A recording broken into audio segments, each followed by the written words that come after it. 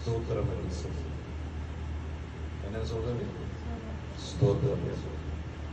பிரசංසා කියලා කියන්නේ.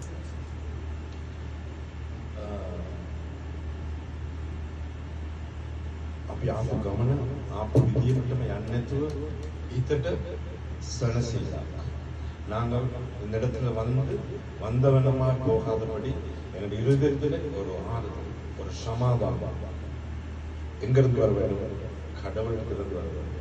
நான் உங்களுக்கு சமாதானம் கொடுக்குமா இருந்தால் அது வீட்டுக்கு வெளியே போகும்னுக்கே அது வேற விதமாக. ஆனால் கடவுள் உங்களை சமாதானப்படுத்தினால் சமாதானத்தை எடுத்து போட யாராலையும் முடியாது. මම සමාදානයක් දුන්නොත් මේ ගෙදරින් දොරගොඩ යනකොට ඒක වෙනස් වෙනවා. හැබැයි දෙවියන් වහන්සේගේ සමාදානයක් දුන්නොත් ඒ සමාදානය කඩලා දාන්නවත්, බෙදලා දාන්නවත්, අරන් දාන්නවත් කාටවත් ඒ ශක්තිය කාටවත් නැහැ. එන්න බෙදලා දාන්න, කඩලා දාන්න, අරන් දාන්න තරමට දෙවියන් වහන්සේ අත්තාරින්නේ නැහැ. පුරිදන සෝකද තේරෙනවද ඔයගොල්ලන්ට මම කියන්නේ? ඒකෙන්ද ආපහු අපි ඇස්තක වාගමු යාත්‍රා කරන්න ප්‍රශංසා අප්‍රියම්‍යමඩ ස්තුති වේවා, ප්‍රශංසා වේවා, මහිමේ වේවා, மகிமை வேவா, மகிமை வேவா. ஆண்டவரே உங்களை துதிக்கிறோம், ஸ்தோத்தரிக்கிறோம், உங்களை கனப்படுத்துகிறோம், உங்களை மகிமைப்படுத்துகிறோம். ஜீவனுள்ள நல்ல பிதாவே உங்களை நன்றியோடு ஸ்தோத்தரிக்கிறோம். கிருபையுள்ள தகப்பனே உங்களை நன்றியோடு ஸ்தோத்தரிக்கிறோம்.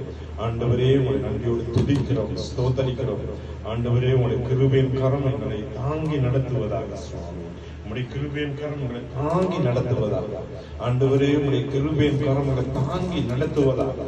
இந்த இடத்துல சோர்வுகளை வைத்துக் கொண்டிருக்கிற எல்லா அந்தகார சக்திகளையும் ஆண்டவரே இயேசு கிறிஸ்துவின் நாமத்தில் கட்டிந்து சபிக்கிறேன். ஆண்டவரே கட்டிந்து போடுகிறேன், சுட்டரிக்கிறேன். ஆண்டவரே ஆர்வத்தோடு உங்களை ஆராதிக்கத்தக்கதான பிள்ளைகளை ஏற்படுத்தின, தைரியப்படுத்தின சுவாமி.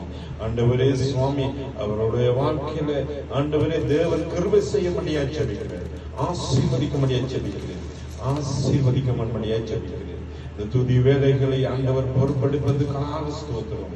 இந்த ஸ்தோத்திர வேலைகளை தேவன் பொறுப்படுப்பதற்காக ஸ்தோத்திரம். இந்த மகிமை நேரத்தை நீங்கள் பொறுப்படுப்பதற்காக ஸ்தோத்திரம். பிரசංසා කරන ස්වාමීනි, ඔබට ප්‍රශංසා වේවා. ඔබ වහන්සේට මහිමය වේවා ස්වාමීනි. ඔබ වහන්සේට මහිමය වේවා ස්වාමීනි. ඔබ වහන්සේට ගෞරවය වේවා ස්වාමීනි. ඔබ වහන්සේ අපිට මඟ පෙන්වන්නා වූ දෙවියන් වහන්සේ, අපිට මඟ පෙන්වන්නා වූ දෙවියන් වහන්සේ, ඔබ වහන්සේ ස්තුති වේවා.